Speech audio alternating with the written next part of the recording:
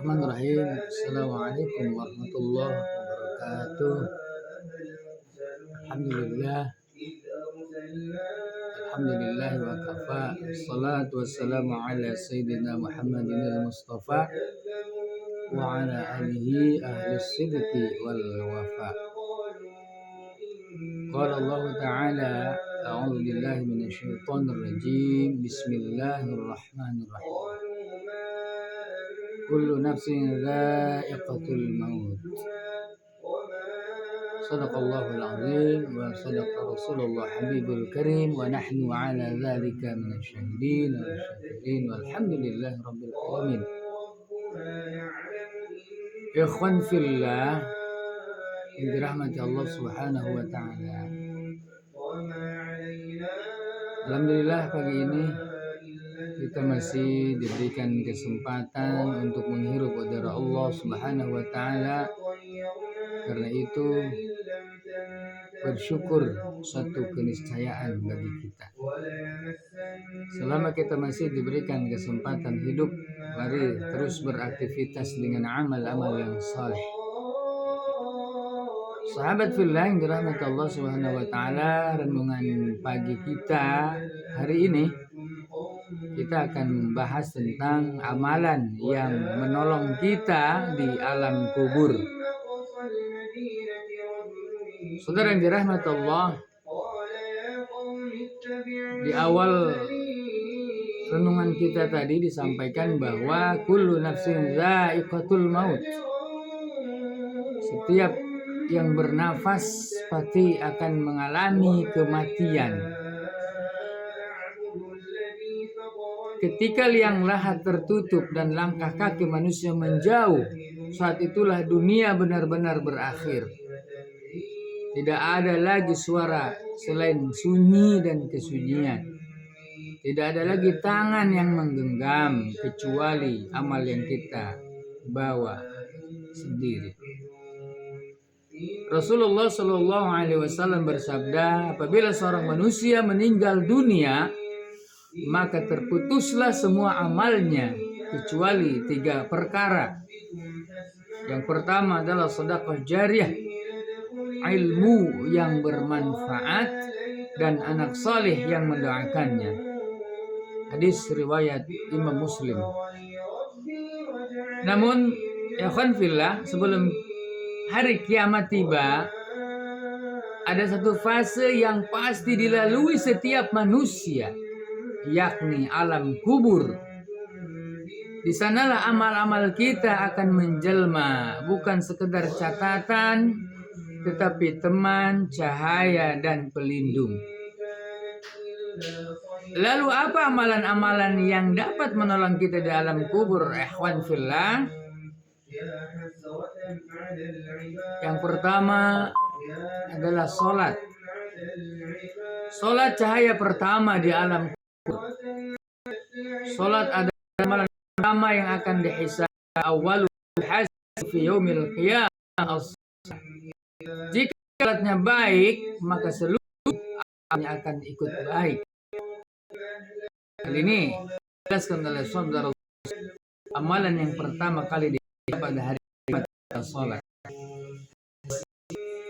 Riwayat Abu Dawud.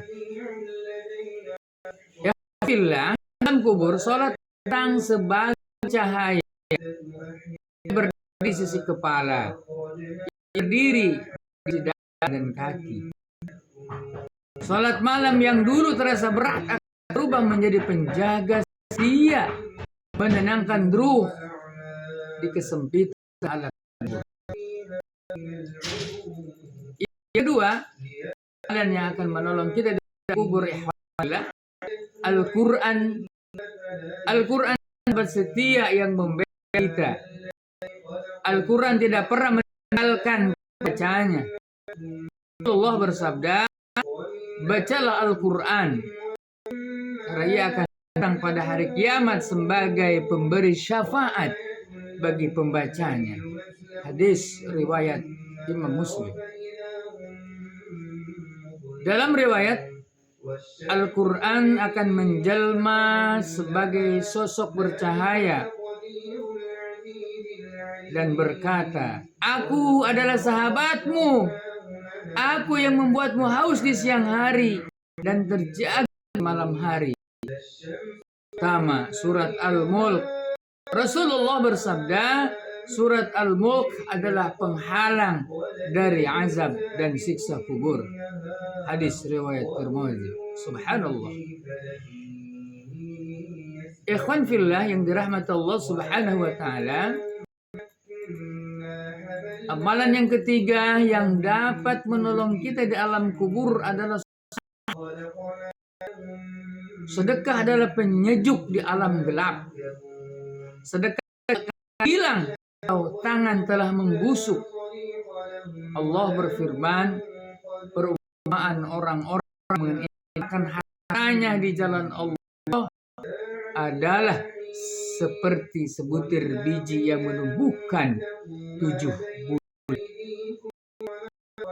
Di alam kubur menjadi halang siksa, menjadi senyap yang menenangkan di saat gelapnya menekam jiwa di alam kubur. Subhanallah. Ikhwan fillah yang dirahmati Allah Subhanahu wa taala, yang keempat amalan yang akan menolong kita di alam kubur, zikir dan istighfar. Zikir dan istighfar penentram ruh. Lisan yang basah oleh zikir akan tenang saat lidah keluh.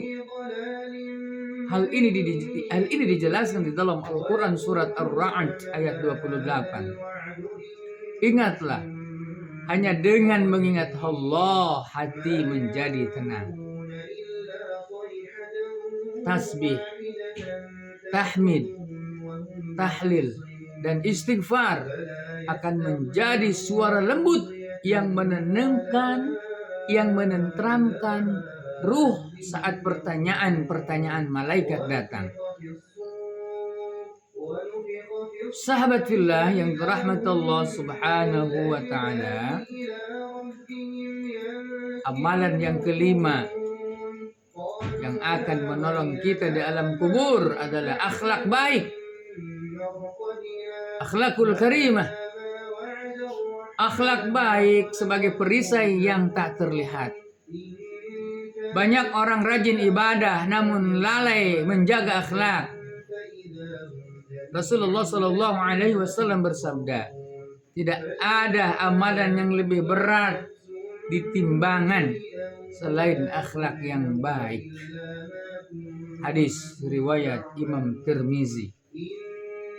Akhlak kepada orang tua, kepada pasangan, kepada anak, tetangga, dan sesama manusia akan berdiri sebagai perisai yang menghalangi azab di alam kubur.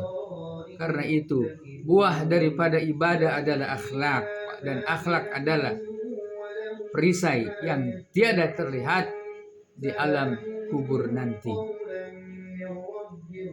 Ikhwan fillah yang dirahmati Allah Subhanahu wa taala, yang keenam, amalan-amalan kita yang akan menghalangi kita, yang akan menolong kita di alam kubur adalah doa anak yang soleh.